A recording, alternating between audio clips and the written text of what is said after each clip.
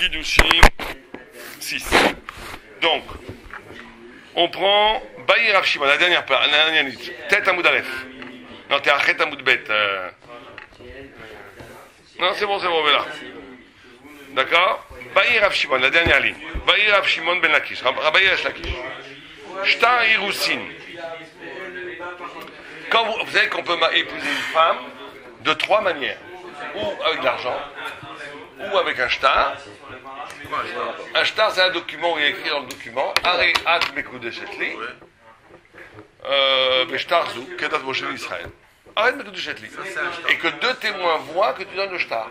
Même si le shtar ne vaut pas, c'est pour les radins. Même si le shtar ne vaut pas un sou. Je peux prendre une feuille d'arbre, écrire sur la feuille d'arbre Arrête Mekoude Shetli.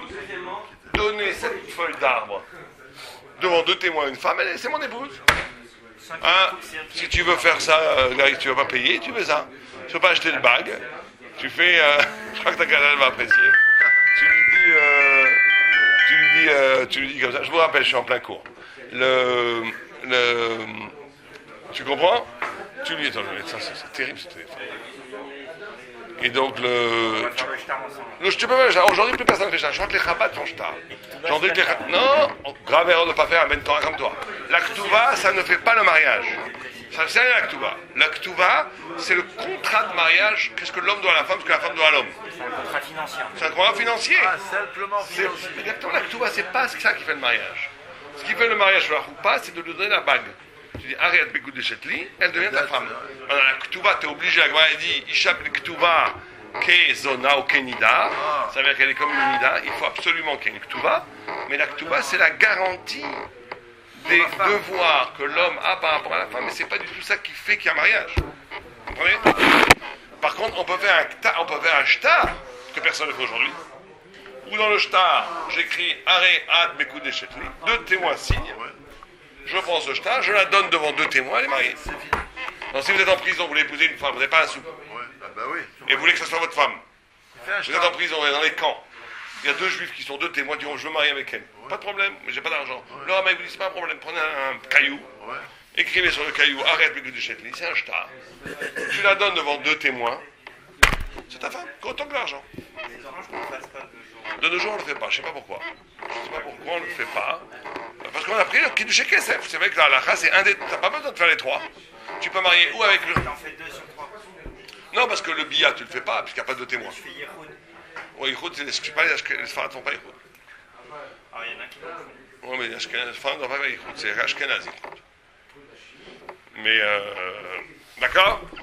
Donc, alors voilà, il faut, quand on écrit un shtar pour épouser une femme, est-ce que shtar, on doit l'écrire l'ishma ou pas? Oui, c'est quoi l'ishma? L'ishma, c'est le shem aisha.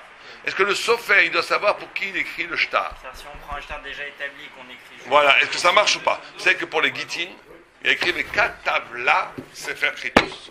Les 4 tavla, tu l'écriras à elle, à Sefer Kritus. À elle, de là on apprend, les sages de la Talmud apprend. Les 4 tavla, à elle, tu apprends de là qu'il faut qu'un guet doit être écrit au nom de la femme. Tu ne peux pas avoir des guettes pré-écrits.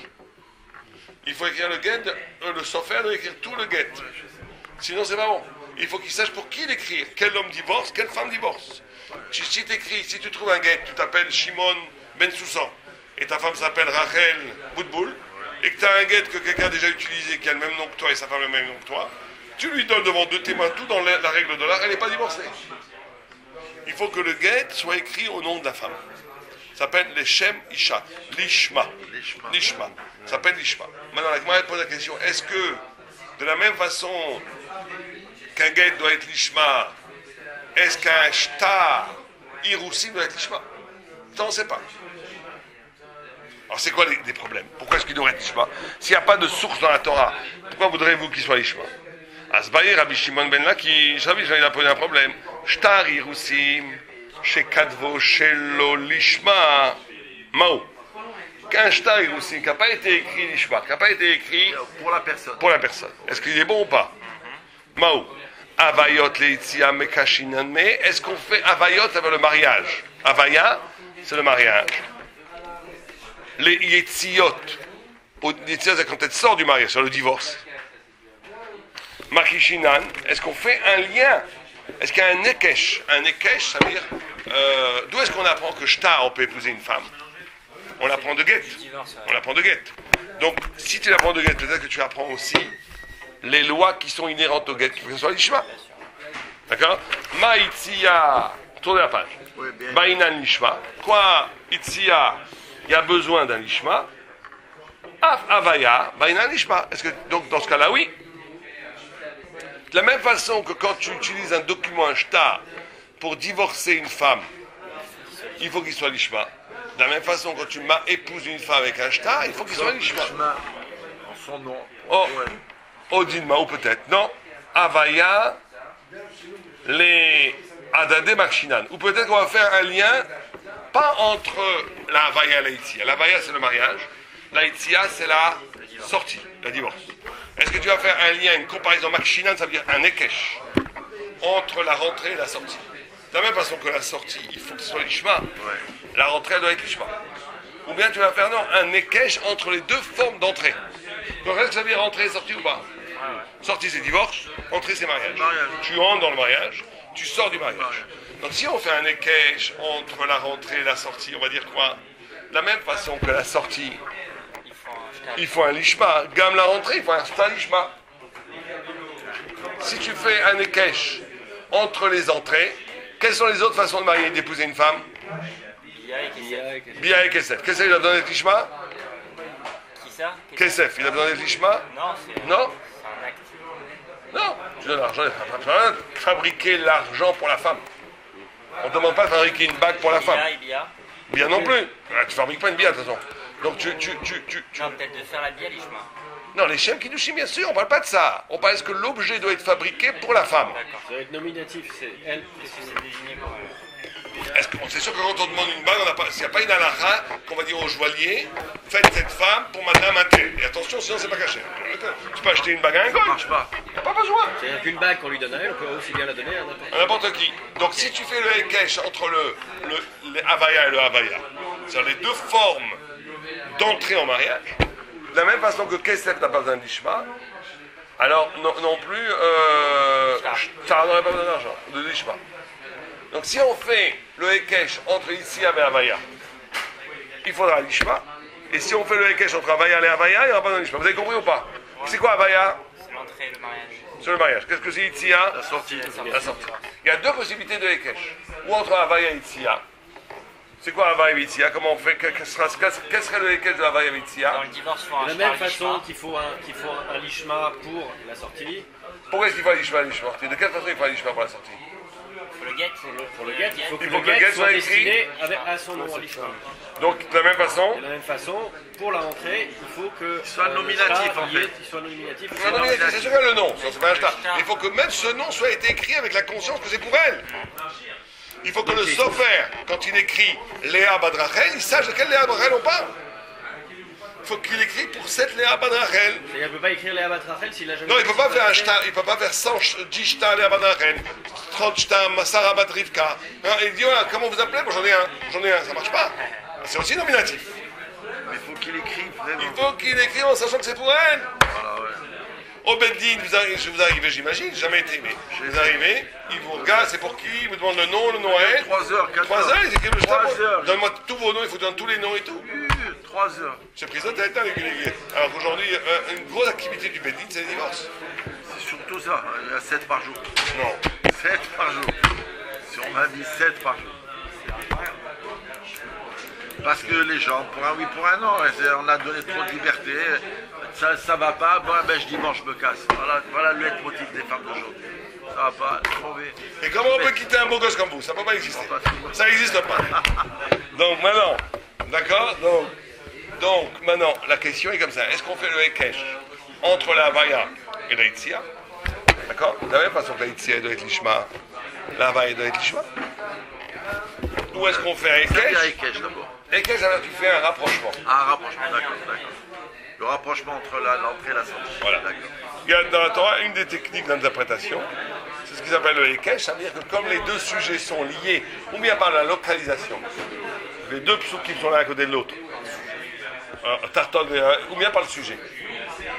On parle de shtar, donc comme il y a un Ekesh possible entre le shtar Hirusim et le shtar Hirushim, Alors, Avaya, c'est quoi Avaya? L'entrée. C'est quoi Avaya? C'est le mariage ou le divorce? Le mariage. Mariage. Donc, comme il y a un rapport entre Avaya Et le Gitin. et Itzia, de la même façon que Gitin doit être, Ouais, l'Ishma, le mariage doit être l'Ishma. pas le mariage, le shtar en shtar. vue du mariage doit être Ishma. Ça, c'est une possibilité. Deuxième possibilité, on dit on fait un Ekesh entre Avaya et Avaya. Entre les deux Avaya. Kesef, il n'y a pas besoin de l'Ishma. Bien non plus, bien sûr. Donc Pas besoin le shtar non plus a besoin de l'Ishma. Donc tu pourrais aller chez un sofer. Bonjour monsieur Sofer, j'ai besoin d'un shtar. Ouais, Léa Badrachel qui m'a. Shimon Ben Rouben qui marie Léa Badrachel. Pas de problème, j'en ai étonné. 10 euros. Il n'a pas écrit du tout pour lui, c'est déjà prêt. Ça contredit la première. Complètement. Mais attendez, Est-ce que c'est ça la question? Est-ce qu'un shtar de Hiroussi doit être comme un Gitin? Il doit être écrit avec la conscience que tu l'écris pour quelqu'un? Ça, c'est quand tu fais le Hekesh entre Hava et Vitzia. Ou est-ce qu'un shtar Hiroussi n'a pas besoin d'être écrit l'Ishma? Parce que tu fais comme avec l'argent. L'argent, tu n'as pas besoin de Il y frapper. a deux équèches possibles. Les deux Hekesh sont possibles. D'accord, alors continue. Alors, Itzia, ce que tu dois voir, Itzia Beinian l'Ishma, Avaya Beinian l'Ishma, Odilma, Avaya la de Makshinan, Ma Avaya de Kesef lo Beinian l'Ishma. Dans la même façon que l'argent n'a pas besoin de l'Ishma, Avaya de Shtar lo Beinian l'Ishma. De la même façon que l'Avaya pour le Shtar n'a pas besoin de l'Ishma. D'accord? Batar débaillé, Adar Pashté. Après avoir posé la question, Adar débaillé, Adar c'est après, débaillé, non, Batar, Batar c'est après, Batar c'est après. Après, Batra, Baba Batra, il y a Baba Kama, premier, Baba Vincia au milieu, Baba Batra, qui est la dernière, c'est après. Batar débaillé, Adar Pashté. Après avoir posé la question, il est revenu, il a résolu le problème. Avaïletia Makshinan. Alacha est qu'on est obligé de faire un Ekesh entre la Havaya et la Itzia. Donc il faut un shtar l'ishma. Donc il fait un shtar l'ishma. Pourquoi? La Torah fait un Ekesh Mefourash. Voilà, il dit un Ekesh. Elle est sortie comme elle a été. Elle est sortie, c'est le divorce, et elle a été, c'est le mariage. Donc la Torah elle a mis ensemble dans la même phrase, dans le même pasouk, l'un à côté de l'autre, la Itzia et la Havaya. Pour t'enseigner que les règles qui prédominent dans la Itzia, donc Gitin, prédominent dans la Havaya, de la même façon que le shtar Gitin doit être l'Ishma, de la même façon le shtar Hiroussim, il doit être l'Ishma. Sinon il n'est pas caché. Donc c'est peut-être pour ça qu'on ne le fait pas. D'après moi, c'est pour ça qu'on le fait. Et on n'apprend pas Les gens ont que ça. peur, prise de tête, ils ne vont pas le faire bien et tout. Donc autant faire avec l'argent, il n'y a pas besoin de l'Ishma. Complètement. Je pense que c'est pour ça que les gens ne font pas shtar. Et on n'apprend pas que ça de ce cache, les tiers avec. Non, on apprend plein d'autres choses, mais on apprend au moins ça. Et en plus, il y a les tiers en premier, donc on apprend les règles. qui concernent Exactement. les tiers. Exactement. Comme dans le Sefer Kritout, il y a écrit mais Katav la Sefer Kritout. Et de là, on apprend que ça doit être pour elle. Pour elle. Donc, de la même façon, le shtar, comme il y a écrit Yatsata Be'aïta, il faut que ce soit pour elle. Et donc, si c'est pas pour elle, il n'y a pas de Gitin. Il n'y a pas de Krimussin.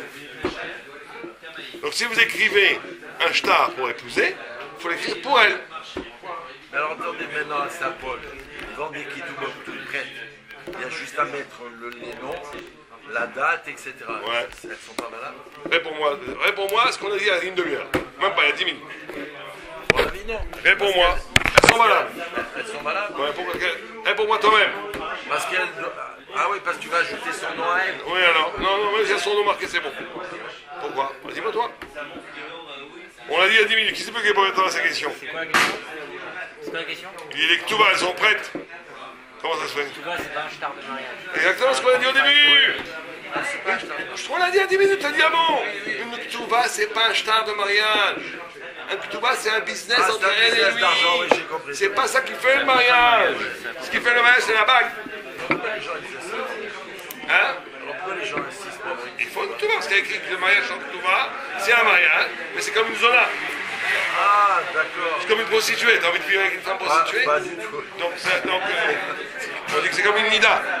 Donc, et c'est sûr qu'il faut une Ktuba. C'est obligatoire d'avoir une Ktuba. Mais c'est pas ça qui constitue le mariage. Ouais, c'est les... On peut avoir un mariage sans Ktuba, et le mariage est valable, mais t'as pas le droit de vivre avec ta femme. Mais la Ktuba n'est pas constitutive du mariage du tout. D'accord? Et pourtant, c'est une pièce qu'on demande tout le temps. Pour inscrire les enfants à une école et tout, on demande toujours les pouvoirs. Pour voir, ça c'est un témoignage pour voir le statut des parents, pour voir s'ils sont mariés, s'ils sont juifs. Juif, et oui, surtout. Donc c'est aucun rapport avec la validité du mariage. Ceci dit, un enfant qui naît d'un couple non marié est un juif caché à les madrines. C'est pas un mamzer. Hein. Ouais, c'est ça. Ah oui. Et quel est le C'est statut, quoi, alors? C'est juste c'est un quoi la- le terme le memzir en vrai? Mamzer, c'est tout. C'est le fruit d'une relation interdite. Non. Non? Un Cohen n'a pas parlé avec une convertie, ça n'est pas un mamzer. C'est aussi le fruit d'une relation interdite. Un Cohen. Alors, Ça c'est fait un quoi? halal. C'est qu'elle est interdite à tout âge, hein. À lui, C'est deux personnes. Un mamzer, c'est le fruit d'une relation Adultère? adultère entre autres, mais ça c'est un cas, c'est pas la règle, de deux personnes, pas qui n'ont pas le droit de se marier ensemble, mais qui ne peuvent pas se marier ensemble. Je regarde la différence. Si un Cohen, tu savais pas que la fille était guillorette, et que tu as fait la roupa, et après tu t'es aperçu que les Cohen et les guillorette, ils ont besoin d'un guet ou pas? non, ils sont mariés. Ils sont mariés ou pas? Oui, S'ils sont mariés. ils sont mariés. Ils n'ont pas le droit de vivre ensemble. Malcote, tu es obligé de les divorcer. Et il y a un guet. Prends un deuxième exemple. Tu maries une femme et un homme, Alors l'enfant, il est quoi? il est halal. Il est halal. Et pas mamzer, parce qu'ils peuvent se marier. Parce que le mariage marche, même s'il est interdit, il marche. Je te donne un deuxième exemple. Tu prends tu fais un mariage, tu es un rabbin, tu sais pas. Tu maries une juive et un juif. Tu t'es aperçu que c'est des frères et sœurs. Ils n'ont pas le droit de se marier. Bien sûr qu'ils n'ont pas le droit, non plus n'a pas le droit. Mais s'ils ont besoin d'un guet. Non, parce que le mariage, il tient pas. Ouais, elle n'a pas tenu. Pas une mariage. Il n'y a rien du tout. Tu ne peux pas marier un frère et une sœur. Il n'y a même pas besoin de guet. Ça fait un mamzer. Quand il y a une relation entre deux personnes, pas simplement qui n'ont pas le droit de se marier, mais dont l'interdit est tellement fort qu'il empêche le mariage, ça fait un mamzer. C'est pour ça qu'une fille adultère. Pourquoi l'enfant est mamzer? Parce que est-ce qu'une femme mariée peut se marier avec un autre homme? Non. Tu as fait un mariage avec une femme mariée avec un autre homme. Tu ne savais pas qu'elle n'était pas divorcée. Il faut un guet avec le deuxième homme? Non. Bien sûr que non. Elle est mariée avec le premier, elle n'a jamais été mariée avec le deuxième. Ça marche pas, mariage deuxième. Pour ça qu'on fait un mamzer. D'accord. Par contre, si tu as un Cohen qui se marie avec une zona ou un, comme le mariage marche, ça ne fait pas un mamzer. Si quelqu'un fait marzir ou château, c'est que si tu as divorcé ta femme et qu'elle s'est mariée avec un autre homme Et qu'elle est revenue? et qu'elle est divorcée, L'enfant, une deuxième fois, non, elle est divorcée une deuxième fois, non, tu as divorcé de ta femme, elle s'est mariée avec un autre homme. Maintenant elle est divorcée, tu as le droit de te marier avec elle? Non. Non, ça s'appelle marzir ou château. Donc si tu la reprends quand même, L'enfant ne sera pas mamzer parce que le mariage marche. L'enfant sera cachère. c'est interdit de la Torah. C'est interdit à toi, mais c'est pas mamzer. Pourquoi? Parce qu'encore une fois, le principe, si tu maries ta femme sur la rouba à Marzé, tu as fait une interdiction, mais est-ce que le mariage a eu lieu? Oui, donc l'enfant n'est pas mamzer. Et comment se fait-il que. T'avais compris il y a 2 minutes? Non mais je comprends pas comment c'est interdit de la Torah de réépouser. Toute interdiction ne fait pas un mamzer. Tu veux faire des millions de mamzer? Ça sert à bien qui va qui monte comme ça? Elle n'est pas comme lui. Toute interdiction ne fait pas un mamzer. Quelqu'un qui est avec une nida. T'as le droit d'avoir une relation avec une nida? Après, ça pas... D'après toi, la plupart des balchouas sont mamzer. T'es interdit d'avoir une relation avec elle. Pourquoi l'enfant n'est pas mamzer? Parce que tu peux épouser une nida. Si la femme, elle est nida et qu'elle est sous la roupa, tu peux l'épouser. Le mamzer, c'est la relation d'un homme et d'une femme dont le mariage n'est pas simplement interdit, mais impossible. C'est ça qui va me dire. Il y a une exception à la règle, laquelle? Et réépouser sa guéroucha, c'est pas possible. C'est pas Non, t'as le droit de marier une grosse chat. Ouais. T'as ta guéroucha, si non, elle est t'as partie le avec droit. un autre. Non, partir avec un, t'as le droit. C'est remarier avec un autre.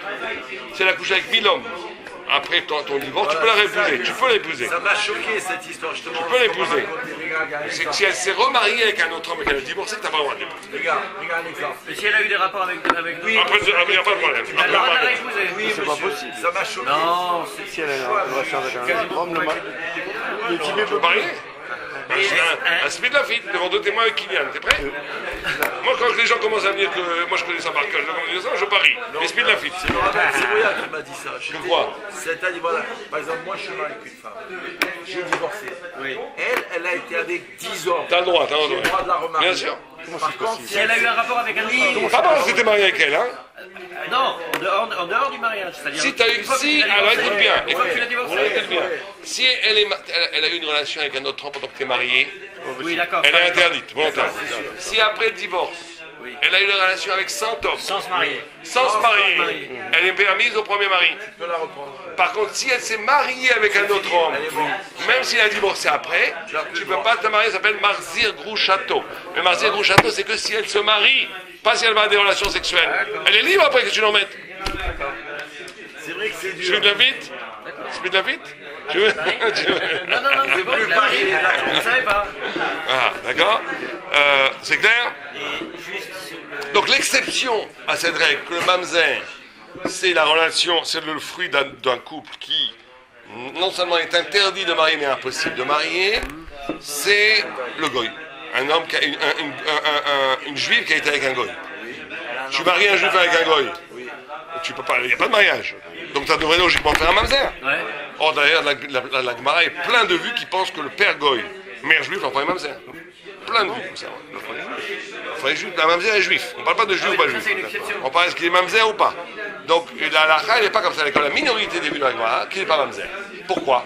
Ah, on a dit que le principe, il est qu'un homme et une femme qui ne peuvent pas se marier, ça fait un mamzer. Donc normalement, la juive avec le goy devrait faire un mamzer.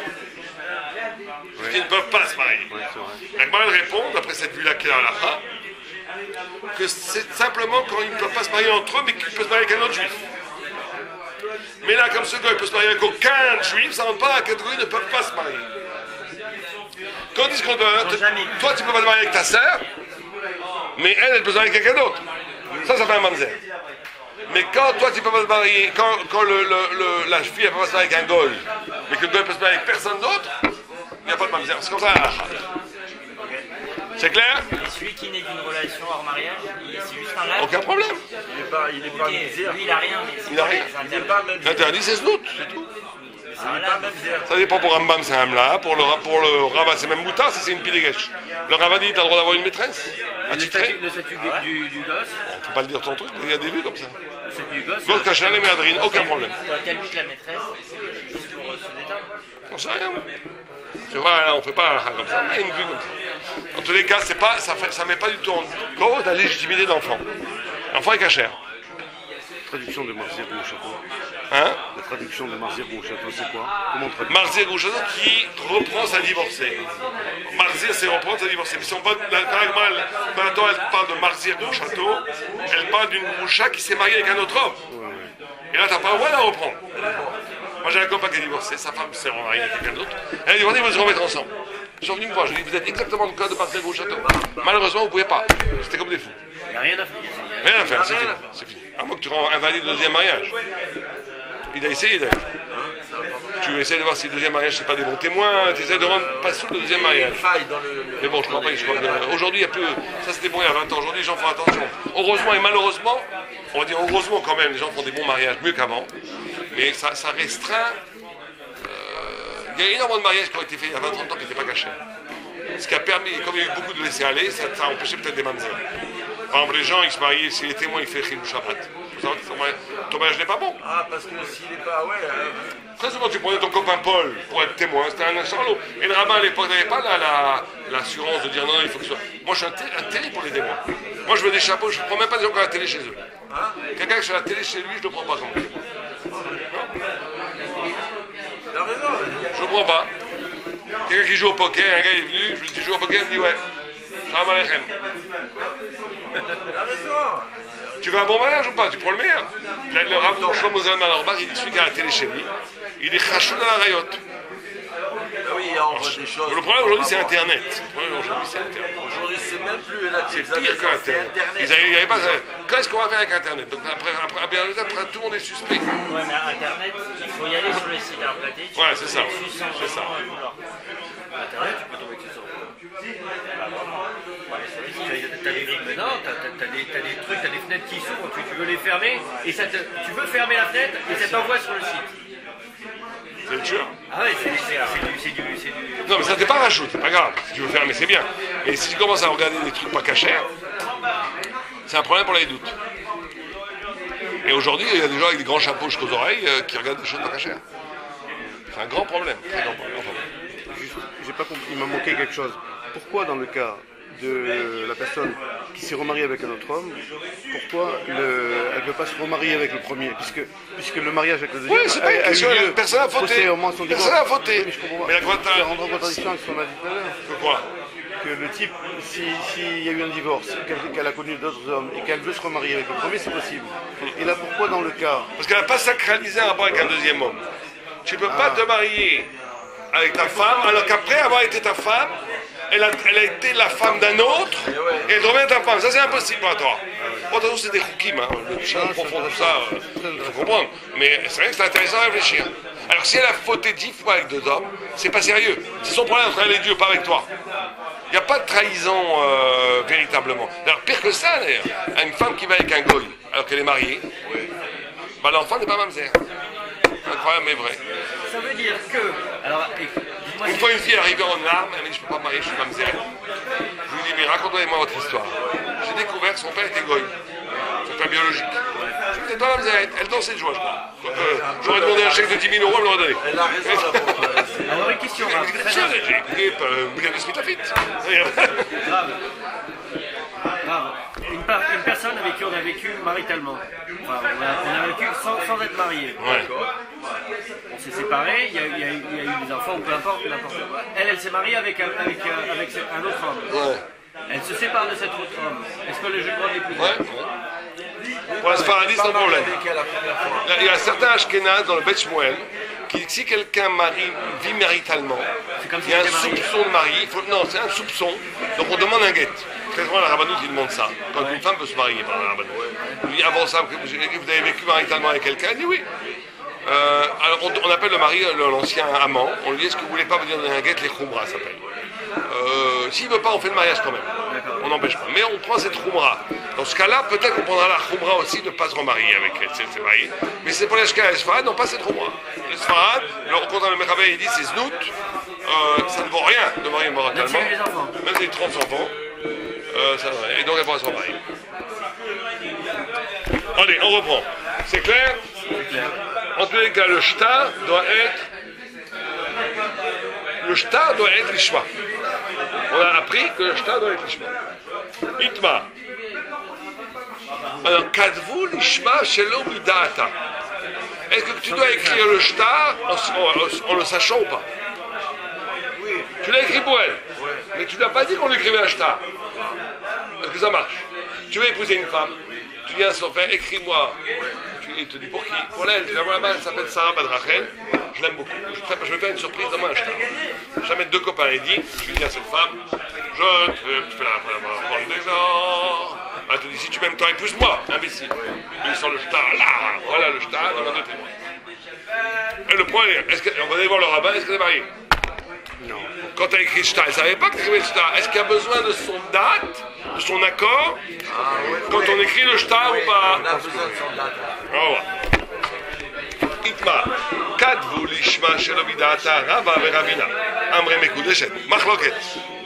Rava veRavina, ils disent, elle est mekudeshet. Papa veRav Shave omer, ena mekudeshet.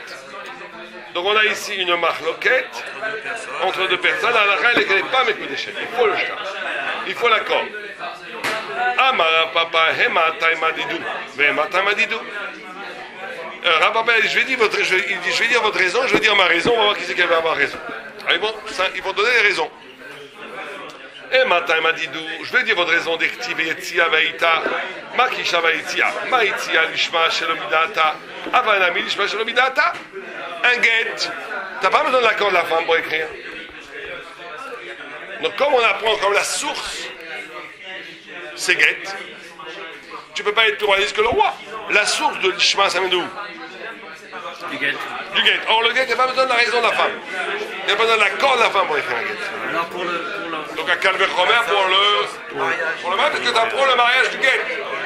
Donc, tu ne peux pas être plus mahmir que la source. La source n'a pas besoin de la data. Donc, tu la sépares. Tu lui donnes pas Et le alors? temps, tu lui donnes le guet. Et alors? Sa main. Là aussi, tu donnes le C'est toi qui shtar. prends la décision de la jeter. Là, il faut un consentement puisque tu l'as quitté. Très bien, bravo. Bravo, Gary. Faut que tu viennes 1 an à la yeshiva. Tu n'as pas bien 1 an à la yeshiva, on ouvre une yeshiva là. À plein temps. Il y a 1 an à plein temps du matin au soir. tu nous fais une Ishia, tu nous sors ta Avant de te marier, avant de te marier. Négocier avec ma femme. On commence le mariage par une négociation, ça va mal aller. Elle veut pas d'avant, elle n'est pas trop chaude.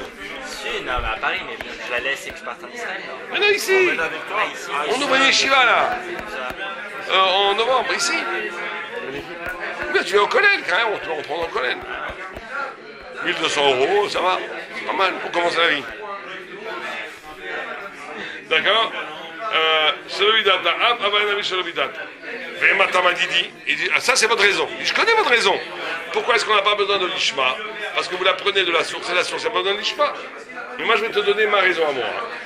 Vitzia veita, makisha veitzia, maitzia veinyandat, makne, av avayanamim, veinyandat, makne.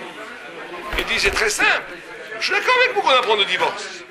Mais dans le divorce, est-ce qu'il faut la raison, est-ce qu'il faut l'accord de celui qui fait le kinyan? Qui c'est qui fait le kinyan dans le guet? C'est la femme. C'est la femme qui fait le. Non, dans le guet, c'est le mari. Le mari fait le kinyan, il acquiert la femme à elle-même. Il a acquiert. Il a des acquis. Il a des acquis, c'est un kinyan. Il la rend elle-même. Mais Kanta et Datsma. Oui, mais quand elle est des guettes. Mais qui c'est qui fait le kinyan? C'est le mari, elle est passive. Elle fait que les Elle fait rien. Elle reçoit le guet, elle l'a divorcé. Qui a fait l'acte de kritout? L'acte, c'est l'homme. C'est l'homme qui sépare le lien matrimonial entre lui et sa femme. C'est lui qui coupe les épousailles. Donc de la même façon que là-bas, il faut son accord pour écrire un guet.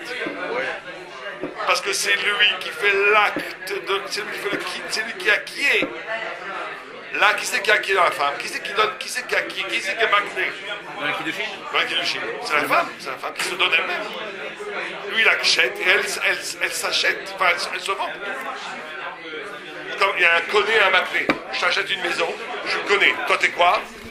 Le makné, s'il n'y a pas de das makné, il n'y a pas ça, il n'y a pas de kinyan. Il faut que le vendeur ait la conscience de vendre. Donc de la même façon que dans un guet, il faut un date makné, là aussi, donc on a les deux vues. Moi je comprends très bien la deuxième. Là il apprend dans la source, de la même façon que le lishma dans le guet n'implique pas qu'il fasse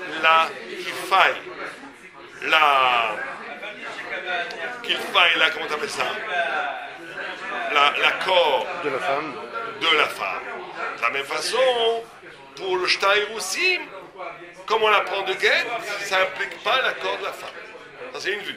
L'autre lui dit non, là-bas, il n'y a pas dans l'accord de la femme parce que là-bas, la femme est passive. Et qui c'est qui fait l'acquisition là-bas? C'est l'homme. Mais ici, dans le mariage, qui fait l'acquisition? C'est la femme. Donc il faut oui son accord. Verstehst du nicht den was?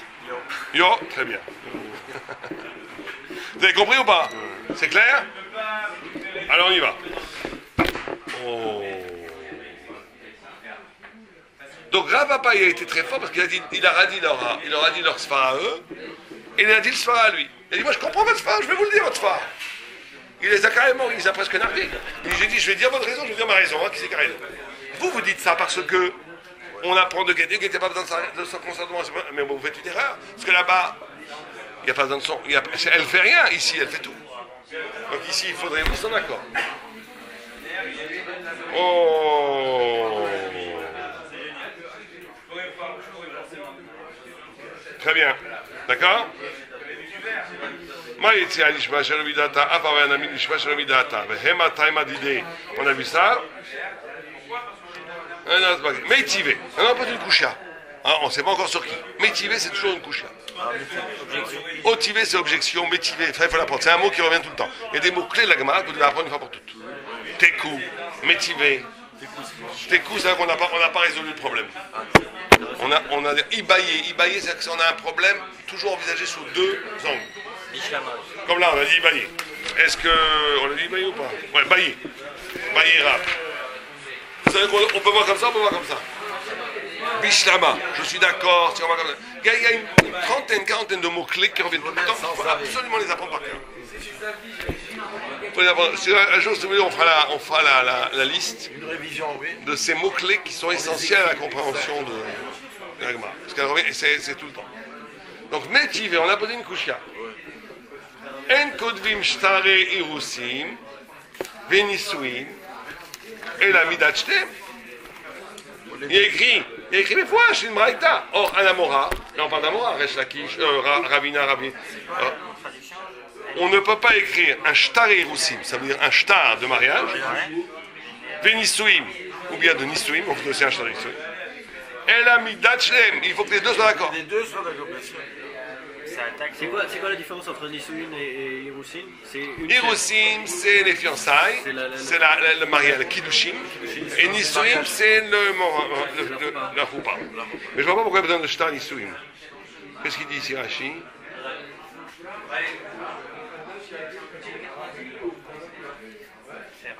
Non. Bon. Non, la Gemara dit, est-ce qu'on parle... Donc, la Gemara, à première vue, c'est une coucha totale contre Ravina. Puisqu'on voit qu'il y a écrit mes fouaches. Qu'il faut le dad shnem. Elle m'a dit pas du tout, tu m'as posé une mauvaise coucha. Même le Makshan et la Midat shnem. Ma'alob et shtar Iroussim et Nisuim mamash. Est-ce qu'on parle pas d'un shtar Iroussim ici? Un vrai shtar Iroussim qui fait un mariage? Non. Shtaré psikata. Pas du tout, on parle d'un shtar de business. C'est-à-dire qu'il y avait, avant les mariages, à l'époque, ils marquaient dans les shtars combien tu donnes, combien je donne, qu'est-ce que tu apportes dans ton trousseau, qu'est-ce que... oui, un peu, mais c'est plus détaillé que l'Aktuba. L'Aktuba est écrit que ce que la femme doit, ce que l'homme doit à la femme. Même s'il a divorce, il doit mettre une somme, ou on met pas la somme, mais on ne met pas là-bas tous les détails. Il y avait des shtars, c'est comme quand tu achètes devant le notaire, elle apporte un temps, lui il aura droit aux usufruits, les biens restent à elle, c'était tout un business. de nos jours, ça, contrat de mariage. Si on ne fait pas de contrat de mariage en France, il faut savoir, c'est réduit aux acquis. Non. Les biens sont réduits aux acquis. De façon automatique. C'est-à-dire que tout ce que tu as amené avant le mariage, c'est à toi. Tout ce que tu as amené, tout ce que vous avez gagné ensemble, c'est à vous deux. Mais c'est très mauvais ça, parce que très souvent on ne va pas prouver. Ça fait que des problèmes. Ils vont bien ou bien faire commun, on dit on partage tout. Ou bien séparation de biens. Quelle différence commun et aux acquis alors? Commun, c'est que même ce qu'il y avait avant, on ne fait plus de calcul. Tout est à nous. On est une seule entité socio-économique. Le mieux c'est de faire séparation de biens. Ça dépend si tu n'as pas un sou, tu commences ta vie, faites ensemble. On réduit aux acquis. Ils font une séparation de biens quand quelqu'un a des biens au Justement, départ. ça risque rien. Si quelqu'un se marie, il a plein d'argent. Je connais un copain, il est milliardaire, il s'est marié avec quelqu'un qui n'a pas un sou. Il a fait séparation de biens. Bon, ça n'a pas plu à la femme et tout. Il est obligé. Il n'est pas bête parce que s'il divorce en 6 mois, il va lui prendre 3 millions d'euros. Mais déjà, le fait qu'elle soit pas contente, ça montre de pas très bonnes intentions. non, mais les femmes n'aiment pas du tout ça. C'est genre chacun pour soi, Dieu pour tous. C'est qu'on est ensemble, on n'est pas ensemble. Je comprends. Quelque chose de romantique. C'est vrai que si c'est la femme qui a 10 millions, elle ne dira pas la même chose. C'est à cause des problèmes, ça va. Enfin, mon frère il devait se fiancer avec une femme et à cause de ce contrat de mariage, ils ne se sont pas fiancés, ça a tout cassé, la guerre dans les familles. Mon frère voulait faire un contrat de mariage alors qu'il n'a pas une thune, mais... Là, il a tort. Parce Il a eu tort, c'est ridicule. Non, on fait un contrat de Il n'y a pas un sou. Si jamais tu montes une société et que la police ou contre C'est réduit aux acquis. ils peuvent se retourner contre Mais ta femme. non, c'est réduit aux acquis. C'est réduit aux acquis. Réduit aux acquis, c'est si tu peux prouver que tu as monté une société après le mariage, elle peut même prendre ta femme. Donc c'est ridicule si tu n'as pas un sou. Tu dois faire des contrats de séparation de biens si tu as plein de biens déjà, avant. Sinon, c'est réduit aux acquis, c'est très bien. Ici, ils ne peuvent pas attaquer ta femme si jamais tu as monté une société avant. Tu as monté une société avant le mariage, elle appartient à toi, et tu fais un dépôt de bilan et tu as les huissiers derrière toi. Ils peuvent attaquer ta femme là, du coup. Pourquoi? C'était avant le mariage. C'était avant le mariage, donc c'est réduit aux acquis, donc c'était à toi. Si la société créée après le mariage, là il y a un problème. Non, la société c'est encore autre chose. La société c'est à quel nom c'est. Au nom de quelle société? T'es pas responsable. C'est pas responsable. C'est les biens immobiliers que tu as acquis après qui sont en commun. Non, il fallait pas faire que ça un mariage pour ça. Les gens qui ont besoin d'exiger, c'est les gens qui ont un gros héritage. Pourquoi Gamson et toi? C'est sûrement pas pour lui si c'est avec un Ça veut rien dire. Si c'est lui qui a fait la bêtise, excuse-moi, Gamson et toi, c'est trop facile. Qui connaissait pas vraiment les témoins. Moi j'ai connu quelqu'un, Écoute, comme ça, sous la choupa, une demi-heure avant, ou une heure avant, ils ont failli casser le mariage à cause de ça. C'est un Strasbourgeois très riche, le père. C'est moi qui m'en avait avec un Américain. Et le père avait donné 300 000 euros, je crois. Énorme. Il y avait plein de milliardaires, le père, très sympa. Et la fille, elle n'a pas un sou, elle avait 20 000 euros. tout le monde était content, bon marié, ils n'ont pas d'enfants, ils sont très bien. C'est lui qui a fait le chino. Une heure avant le truc, il demande, c'est un avocat le gars de Strasbourg. Il appelle, il dit... le père. Ouais, il dit... Il ne faut pas y penser avant. Attends. non, ils n'ont pas pensé avant. Ils ont dit... non, c'est avant les fiançailles, pas la pas, avant les fiançailles. Une heure avant les fiançailles, il appelle, il dit, moi, ça doit être en son nom. C'est-à-dire qu'il veut acheter un appartement, c'est un genre. 95% est au nom de mon fils, et 5% au nom. Ce qu'elle a mis, ce que j'ai mis, ce qui est plus ou moins normal. Le père de la fille, il a dit non, ça s'appelle pas donner, ça, je veux pas. Alors lui, très malin, l'avocat, il dit très bien, je donne que 20 000. Vous avez donné 20 000 $, je veux aussi 20 000 $. Si vous voulez pareil, d'accord. Jusqu'à qu'il a fallu que je fasse venir un très grand rave, qui est son rave à lui, qui m'a dit c'est normal, c'est normal, aussi on ne sait pas, chacun reprend ses billes, s'il ne faut pas en faire une salade. Donc ça s'est fait comment? Ça s'est fait quand même, il a été obligé d'écouter le rave, le père de la fille. Mais il ne voulait pas. Hein. Celui qui a mis 300 000, il a Non, celui-là il a gagné, je lui ai 300 000. Celui qui a mis 20 000, il a été obligé d'accepter. D'accord. Parce qu'en réalité c'était logique. J'ai fait venir le rave, en plus l'avocat de Strasbourg, tu vas pas en faisant un rave qui va lui changer sa tête. Mais c'était les deux frères faux. Mais l'argent c'est terrible, l'argent c'est l'argent. L'argent c'est l'argent. Non mais c'était pas c'est mon copain qui mariait sa fille. Il n'aimait pas l'idée. On donne. C'est vrai qu'il n'avait pas dit avant. Il avait promis avant un mariage, nous on donne 300 000. Ça aide à décider à se marier aussi quand tu donnes 300 000 €. Donc après, juste au dernier moment, tu dis attendez, mais l'appartement qu'on achète, il faut qu'il soit au nom du mari. Bon, c'est comme ça. D'accord? Alors, très bien.